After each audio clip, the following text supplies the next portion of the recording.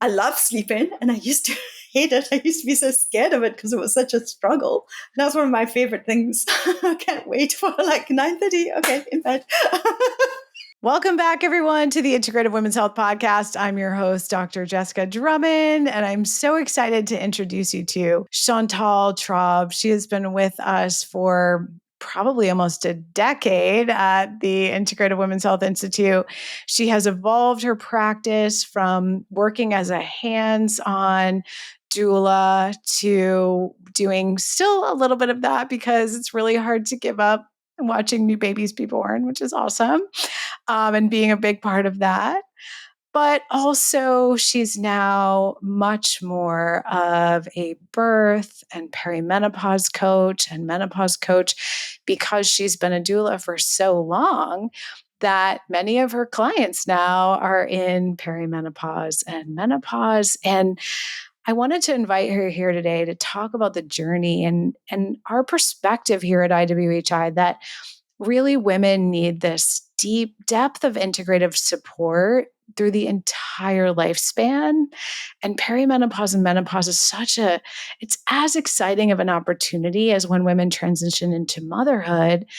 It's a next level transition where, I always say, like, this is your opportunity to be that guidance counselor that you probably didn't even get to talk to at 16 to review, like, what do you want from your life?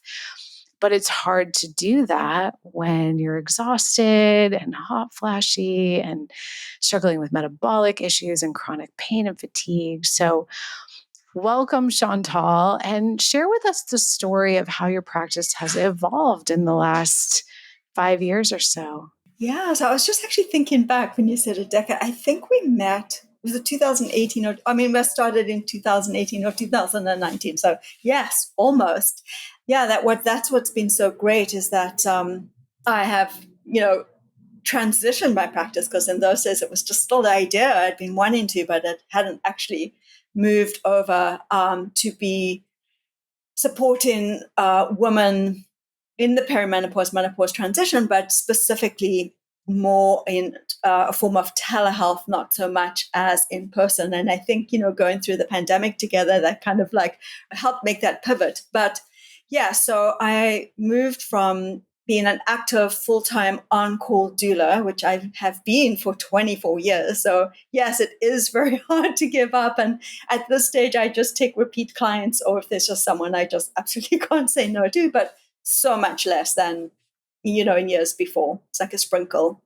As I made more space to build my perimenopause, menopause practice. And so in the last few years, it's been kind of developing that, which are the areas that I've been supporting my clients with, and the ones that they really come to me and struggle with are the ones that I actually found myself struggling with through perimenopause. And when I went through it, I would say like maybe 7 to 10 years ago, I was kind of going through it, and we just didn't have the information and the resources that we do today. So kind of like, I would say like the areas that kind of helped me get into this kind of milestone ways was I became a doula, and early on in my practice, I just noticed that parents were struggling with the pushing part of labor. And that set me down this whole deep dive into helping them understand and support and educate. And I created my,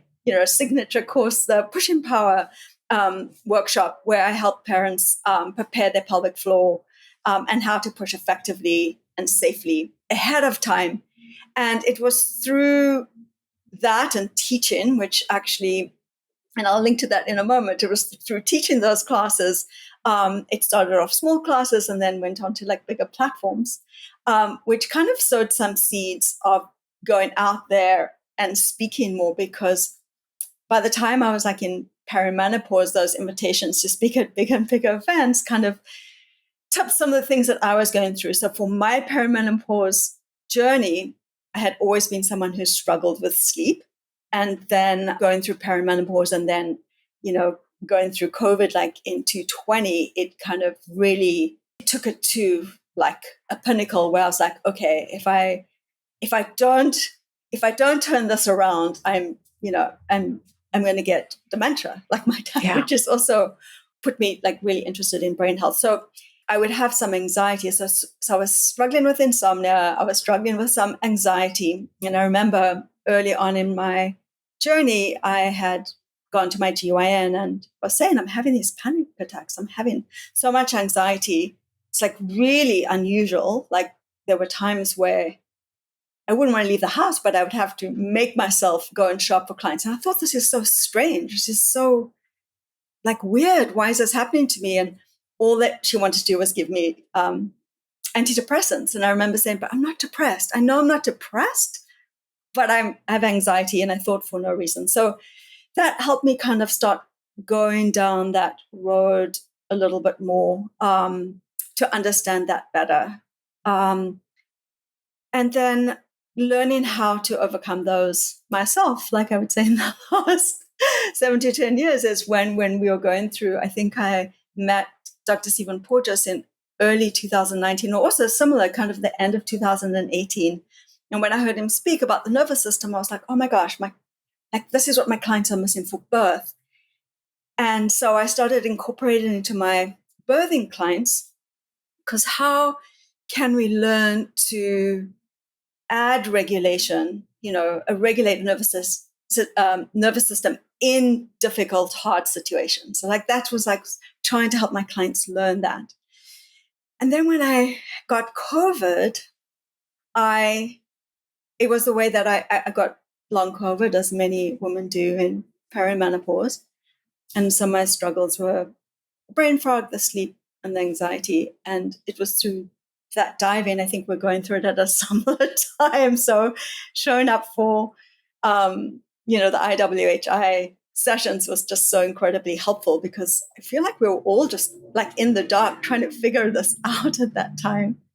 But that's what helped me heal. Yeah. And so I started incorporating that into my work working with women in perimenopause. One of the things I say quite often to our clients who are considering becoming students at IWHI is that you are welcome to use yourself as your first client case study, because so many of us in healthcare, and particularly midwives and doulas and gynecologists who do have that kind of 24-hour schedule or on-call schedule, or PAs, NPs, nurses, people working on that on-call schedule. By the time they hit perimenopause, sleep is a really, really big issue. And as you mentioned, in the current day and age that we're in, very, very few women arrive in their mid to late 40s with absolutely no other comorbidities, like whether it's post-viral illness, long COVID, migraines, you had other issues related to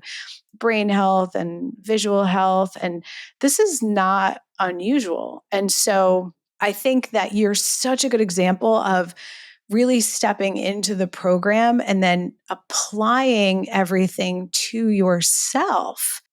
Tell us about how bad your sleep was before and how great it is now, because that was a huge shift. Yeah, absolutely. So it was always bad. I was from a young kid. So I always struggled with insomnia, like just always. And then the way that I would manage it was I'd like self-soothe in not so healthy ways to be able to knock myself out and fall asleep.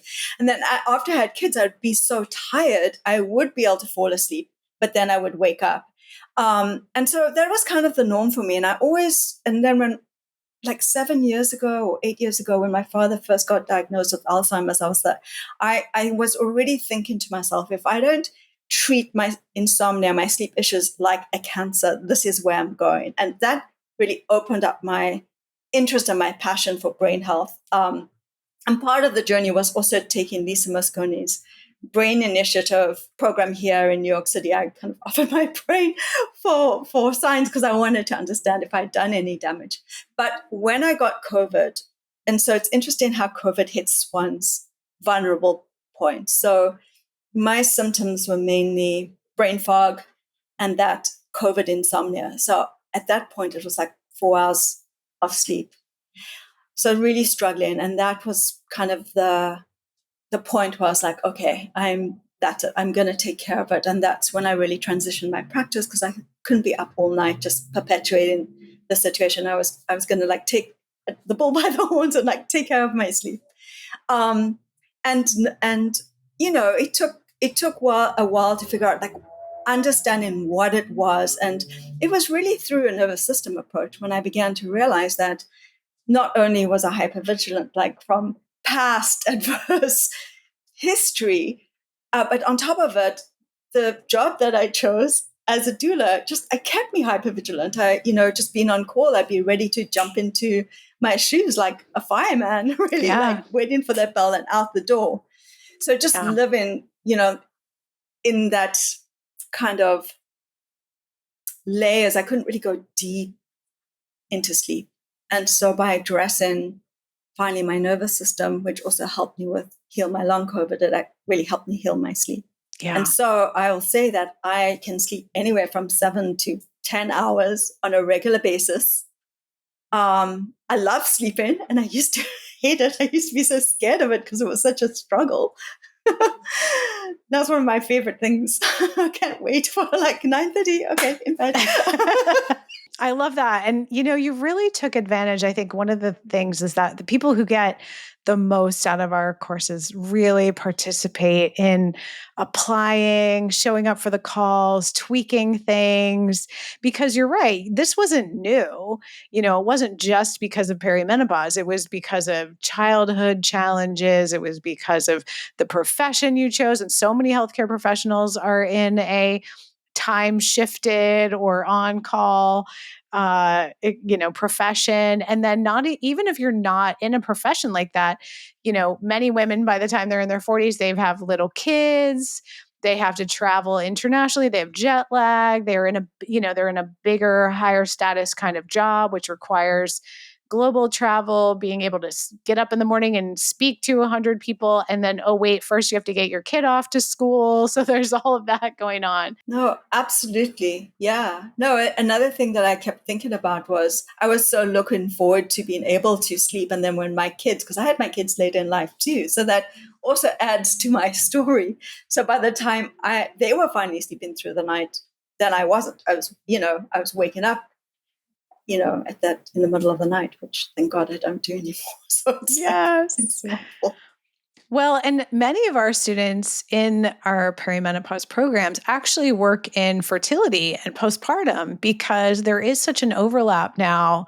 Women are on average having children later in their mid to late 30s to mid to late 40s. And so there's a physiologic overlap between trying to conceive, fertility, pregnancy, postpartum, and you've seen that in your doula population. Now that you're working with women from more of a coaching angle who maybe have had their children, but didn't always quite bounce back because, we all know that's kind of not true no matter how old you are, but certainly if you're in your later 30s or 40s, it's even more difficult. What are some of the biggest challenges that you help women overcome in your coaching practice now? Yeah, so many of the clients that I do see are prior clients, or even say their moms or aunts or friends of friends. And the biggest areas that they are struggling with is sleep, the stubborn weight gain, and that frozen shoulder comes up so much. It's either hip pain or frozen shoulder. Just a note, our last week podcast was exactly on that. It was on a case study of musculoskeletal syndrome and menopause because, like you said, many people don't recognize that that's actually frozen shoulders, tennis elbows, shoulder and hip pain is often related to menopause. Absolutely. And that is something why I'm so grateful for that study. I had so wished it had been around when I was really going through that, because I was having injuries like from my I would say after I had kids, from my late 40s until my early 50s, I literally was injuring, like every 6 months I'd injure another part of my body, and I didn't understand it. And the orthopedic doctors that I went to didn't understand it. So I'm so grateful that we can have this information for our clients and help them now. Oh, I'll say, and brain fog, of course. Yeah. And that is another big one. Absolutely. Yeah. So most commonly they're struggling with brain fog, with musculoskeletal syndrome of menopause, with sleep issues. Absolutely. Anxiety, weight loss resistance. Yeah. So when you work with women now, what are some of the things that you like about this new career? What do you like about the new job, if you will? Well, I love it on so many levels, but I mean, I really find it kind of helps me epitomize everything that I love about like the nervous system, because you are working with another nervous system. And I find like for myself, just in the role of the coach, it's almost like a neural exercise for me, because when I'm working with someone, one on one, and even through, face to face, over Zoom, we using your eyes and your ears and your voice. And that is kind of a polyvagal neural exercise, if you will. And I find it incredibly regulating just for myself. And then with my clients, I've seen the extraordinary power of the social connection of being a co-regulator to someone else and offering those cues of safety, and seeing the transformation that comes up with the consistency, and of meeting someone like every week or every other week, of building that trust of them feeling safe, and then you can see the magic begin to happen. And I find that very exciting. Yeah. Yeah. I love it. I mean, of our 7-step system that you learn in the perimenopause and menopause certificate program, we always start with nervous system regulation. And one of the things I'm always saying to practitioners is, in our training as clinicians and wellness professionals, it's very rare that you'll ever have anyone care about your health and your nervous system regulation. It's more just about, show up, push through, power through, no matter how you're feeling. It's lovely when your actual day-to-day job requires you to practice quite literally in the session what you are preaching. So you actually get this benefit of doing nervous system regulation exercise all day long to have the nervous system resilience to hold space for other people. Yeah, I think being a witness and being helping our clients feel heard and understood, it is powerful work. And then of course having the resources, the experienced resources to really help them and help them kind of, like, I love how you say, like, wrap them up in their resources like a cashmere blanket.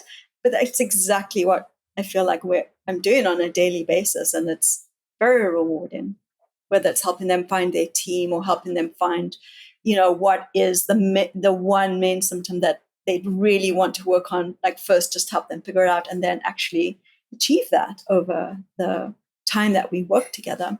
Yeah, it's just such a beautiful witnessing. And as you mentioned, and celebrating, we always get this opportunity to celebrate when they make progress. I think it's really one of the most underappreciated careers in healthcare, because it's really about this patience and education, of course, and helping people prioritize what they're going to change in terms of their healthy lifestyle behaviors, which is not always easy. So we have to overcome those barriers to change. But I think so if you think about your career as a doula, there's so much that you just had the aptitude for being a coach. So if you think about health professionals out there who are curious about this profession, what kinds of aptitudes, what kinds of skills did you just already have that you were able to amplify in making this transition that other people might already have, but they're sort of undervaluing? Well, I think curiosity is a big one. So being curious about oneself and being curious about another. So, so that, came from my experience from birth. And so if we talk about, like you say, like the nervous system, we want to be curious about our own nervous system and what our own triggers are and where we're at and what we need to self, regulate, and then be curious about another so that we can help them either come back to regulation or being able to offer those cues. So curiosity about their story, about what's important to them, about their values, staying open-minded, I think is important. Kindness and empathetic, I think those are really great values, because it's so powerful how offering, kindness and empathy can actually be some of the seeds to healing for another person when you're really holding space with true kindness. I think it allows someone to feel safe and drop their defenses, and so that they can start seeing inside and connecting their own dots. So those are small things, but they're like kind of big. Yeah, no, I think they're really big. I think they're so important. And because they're kind of thought of as these like soft skills, I think often they're undervalued, but really they are foundational to healing. But I'll say also, yeah, well, I'll also say, like, you can give tough love. Like, I Oh, definitely yeah. give tough love to my clients. Like, you can offer firmness, but with coming from a place of love, I think it's just so much more received than kind of a militant, like, do this, do that. So I'm not saying it's like completely soft and a washover, but I think that it can be softness, within a container. Do you know what if I'm expressing that? Oh, Because for sure. we want to hold ground for our clients, or be able to bring them back, and also offer a mirror as well. Yeah, absolutely. And there's that firmness and of accountability, of holding people to the highest vision of themselves. Because sometimes actually it's not that kind or empathetic to be like, oh, never mind. You want to be like, well, wait, you wanted this. You got to do it. So I think there's a real balance of holding accountability, of celebrating those wins, of keeping holding people to their highest vision of themselves or the next level vision of themselves, which is really what makes this so rewarding. So I have one last question for you. We talked about how crazy your schedule was. One of the things I've seen you really evolve in the last 5 years or so is being much more, I would say, committed to your own health and your own boundaries. One of the things I love about this career is it's so flexible. And so for someone who might be watching this, like feeling like they're trapped in a time related schedule or lack of flexibility, or they always have to be at the hospital or the clinic, like talk about some of how your practice has changed in terms of boundaries and flexibility. Absolutely, yes. I was working all the time, and I think one of my um, own barriers was this kind of compelling need to push through, take on. And, understanding where that compelling came from has helped a lot too, as well as being able to set those boundaries. So I remember for so many years, I'd be working as a doula, I'd be on call, I would pay for flights for my husband and the kids to go on vacation. And I'd stay home tethered to New York City for my clients. And it was so hard to like actually say no. So what I started doing was, I think, maybe I learned it in one of our sessions, kind of like a vision board, but I love the idea of a year calendar, and I always I get mine in September for the 226, and I mark out the school holidays. Oh, I just mark them out. I block them out, and then that's the first thing I do. And I've also am now really selective of what I say yes to in terms of speaking events. I love hearing that. And I've really witnessed it in your journey and your transformation. And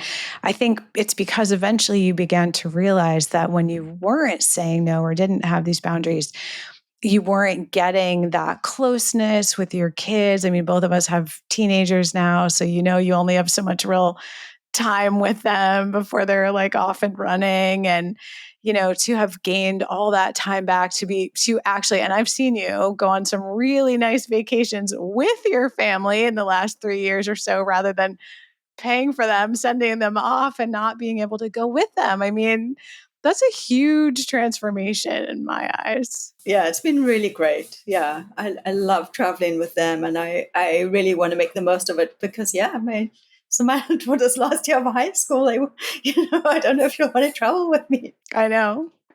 Time flies, time flies.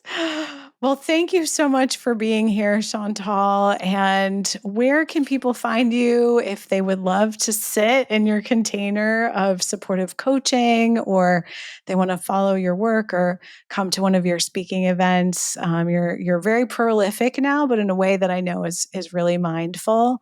So, how can people get in touch with you? So my website, my first and last name.com, chantaltraub.com. And that will list like all my classes, my workshops, my speaking events. I also have a lot of, free guides and resources on my website. So there's some wonderful ones if someone wants to take an assessment on burnout, for example, or on midlife vitality. There's a free assessment there. I have something on, 14 days to better sleep or 21 days to heal your nervous system. So there's lots of kind of accessible resources there as well, and also on Instagram. So at Chantal _Traub. Excellent. I highly recommend working with Chantal if your sleep is your driving issue. She has really walked the talk. And for a woman in menopause to really love and get full, deep sleep, 7 to 10 hours every night now, I've seen the evolution. I know you've internalized everything we've taught you. You're actually doing it. So if anyone's struggling with your sleep, I can highly recommend Chantal as a perimenopause and menopause sleep coach, among other things. But that's an area in which I think you really shine. So thank you so much for being here today. Thanks, everyone. Take this back to your practice and think about what it would feel like if you set some boundaries and really got clear on what you wanted your schedule to look like. It's 100% possible for you.